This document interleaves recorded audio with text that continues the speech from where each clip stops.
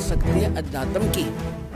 ठीक इसी प्रकार जो वचन मैं बोलूंगा परमात्मा की शक्ति सब पर कार्यवान हो जाएगी और आप कहते रहना उसका कोई असर नहीं होगा। इस दास के ऊपर दया हुई है, संघर्ष बहुत करना पड़ रहा है, लेकिन परमात्मा का साथ जिसके साथ होता है वो हार नहीं होती उसकी, क्योंकि हमारा उद्देश्य कल्याण है। पर पूरे विश्व का कल्याण लेकर चल रहे हैं हम, पूरे मानव का कल्याण होगा, पूरे प्राणियों का कल्याण होगा।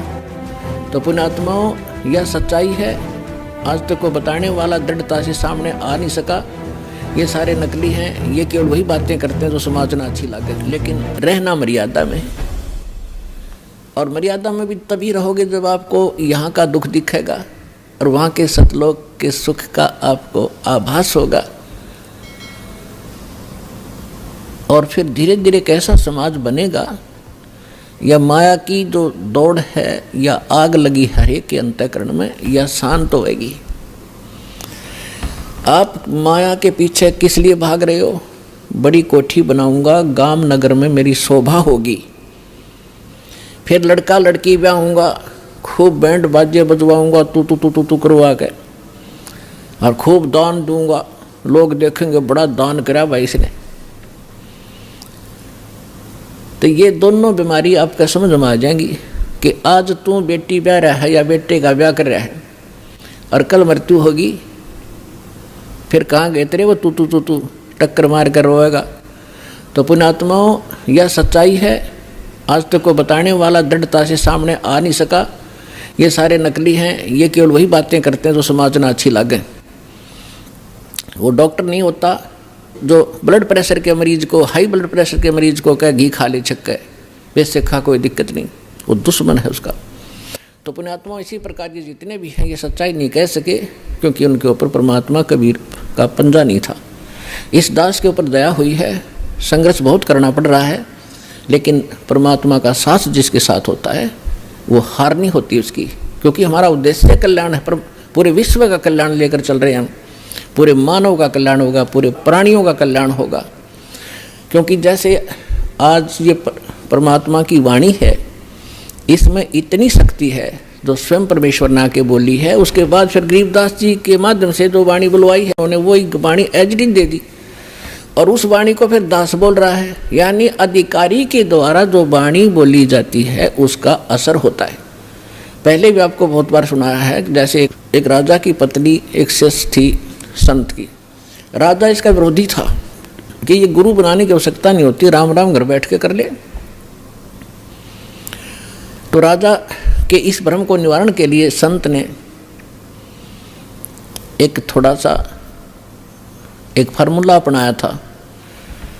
राजा गया उस संत के आश्रम में अपनी पत्नी के साथ कि महाराज क्या गुरु बनाना जरूरी होता है क्या? क्यों मूर्ख बनाते हो जनता को? भगवान घर बैठ के बज सकते हैं, कोई भी कर ले राम राम, कितना राम नाम ले ले। तो संत जी ने सोचा ये राजा है, यहाँ नाराज घना हो जाएगा। जब मैंने कुछ उल्ट सुल्ट जवाब दे दिया तो उसको कहा, राजन अब मुझे अपनी भक्ति का समय हो गया है, इसमें काफ़ी समय लगेगा, मैं आपका प्रश्न का उत्तर दूंगा, मैं कभी घर आऊँगा आपके वहाँ दे दूँगा, वहाँ कभी आपको विस्तार से समझाऊँगा, तब समझ में आएगी। राजा बोला ठीक है। दिन निश्चित हुआ, राजा बैठ गया सिंहासन पर जच के, संत के लिए आसन लगवा दिया। आने की इंतजार थी कि कब आएंगे संत, अभी आने वाले हैं। सामने सैनिक बॉडीगार्ड खड़े थे, वजीर खड़े थे, कुछ बैठे थे। जब संत पहुंचे वहां पर और वहां उपस्थित सभी सैनिक जो खड़े थे उनको कहा संत ने कि ए सैनिकों, ए सिपाहियों, इस व्यक्ति को अरेस्ट करो। राजा की तरफ संकेत किया। अब वो सिपाही सोच रहे थे ये मंदबुद्धि व्यक्ति क्या बकवास कर रहा है। उस संत ने दूसरी बार फिर कहा, तीसरी बार फिर कहा, लेकिन कोई टस से मस नहीं हुआ। राजा ने सोचा इसका दिमाग खराब हो गया इस संत का, ये मेरा राज हथियाना चाहता है। राजा ने कहा कि इसको अरेस्ट करो, सैनिकों को। यही शब्द उसने बोले, यही वो संत बोल रहा था। राजा के कहते ही उस संत को 4-5 सिपाहियों ने आके जकड़ लिया। अगले आदेश की इंतजार थी, अब इसका करें क्या। तब संत ने कहा कि हे राजन, तुम घर आए व्यक्ति का ये ऐसा ही सलूक करते हो क्या?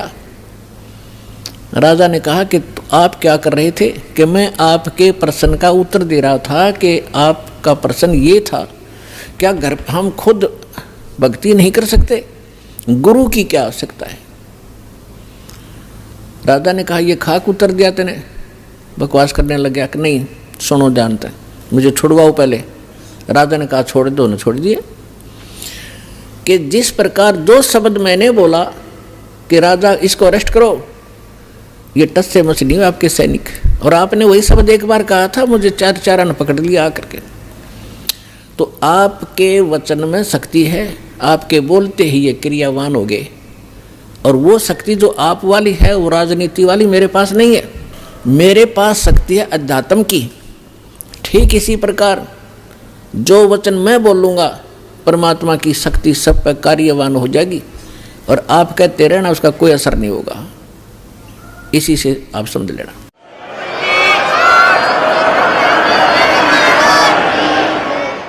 तो इसी प्रकार ये दास उस परमात्मा का कृपा पात्र है, उसी की कृपा से ये सच्चा ज्ञान आप तक पहुंच पा रहा है। तो उस परमात्मा का आदेश और फिर इस दास के मुख से आगे चलेगा, ये सर्व प्राणियों का कल्याण करेगा। इसका तरीका देखो, परमात्मा ने कैसा एक अनोखा तरीका अपनाया है। कैसे चिप बनवा दी, मेमोरी कार्ड जिसको कहते हो, टेलीविज़न प्रोजेक्टर बनवाए, इंटरनेट वेबसाइट यूट्यूब बनवा दी। अब जो घनी अच्छी आत्माएं होती हैं पूर्व जन्म से, तो घनी अच्छी आत्मा है वही तो मनुष्य जीवन प्राप्त कर रही हैं। उनसे भी अच्छी आत्माएं हैं वो भगवान के लिए भटक रही हैं, और उनसे भी वो अच्छी आत्मा है जो सतगुरु और सत्संग और सच्चा नाम सतनाम प्राप्त कर रही है। तो आप जो सतलोक आश्रम बरवाला जिला हिसार हरियाणा में आ रहे हो, ये तीसरे नंबर की सर्वश्रेष्ठ आत्माएं हो, जो आपको शीघ्र से परमात्मा का ये मार्ग ठीक मिल गया। तो जो अन्य भी हैं उनके लिए परमात्मा ने ये तरीका अपनाया है सर्व प्राणियों के कल्याणार्थ। ये वाणी जो दास बोल रहा है रिकॉर्ड हो रही है, मेमोरी कार्ड बन रहे हैं, टीवी पर चल रहे हैं, आप घर पर चलाते हो, पशु पक्षी भी होते हैं, चींटियां भी होती हैं, मच्छर माखी भी होती हैं, उन सब के ऊपर ये वाणी अपना प्रभाव करेगी। काल ने जैसा जुल्म किया था उतना ही उससे भी अधिक रहम अब परमात्मा ने अपनी आत्माओं पर किया है। चींटी से लेकर हाथी तक, रंग से लेकर राजा तक, ये सारे कबीर परमात्मा के बच्चे आत्माएं हैं। इस काल ने हमारा हुलिया बिगाड़ दिया, हमारी दुर्गति कर दी, कुत्ते गधे सूर बना कर हमें क्या डंगा खिला रहा है, और हम क्या खाते थे सतलोक में, कैसे रहते थे, कैसा सुख था वहाँ पर।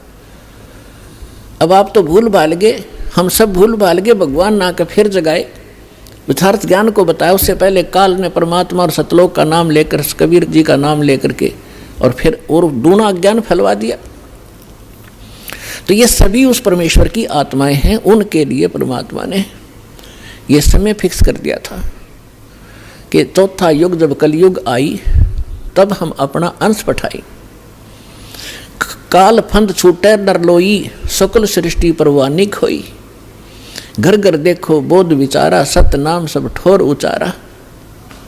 कलयुग बीतते 5500 पाचा, जब ये वचन मेरा होगा साचा। कलयुग बीत जावे जब एता। परमात्मा ने कहा है कि सर्व प्राणी, सकल सभी प्राणी परम पुरुष पद चेता।